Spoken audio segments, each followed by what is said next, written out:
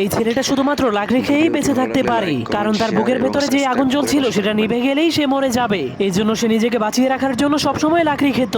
এমনকি তার বাবা তার জন্য কোনো খেলনা তৈরি করলে সে ওই খেলনাগুলো দিয়ে খেলাধুলা না করে সেগুলোকেও খেয়ে ফেলতো।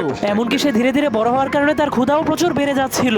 এই জন্য সে ক্ষুধা মেটানোর জন্য নিজের ঘরের ফার্নিচার এবং ঘরের চালকেও খেতে শুরু করে দেয়। কিন্তু একদিন যখন সে ঘরের পিলারকে খেতে শুরু করে তখন সেই পিলারের মধ্যে ফাটল ধরে যায়, যার কারণে পুরো ঘর ভেঙে তার উপরে পড়ে যায়। কিন্তু তার বাবা অনেক কষ্ট করে তাকে বাঁচিয়ে দেয়।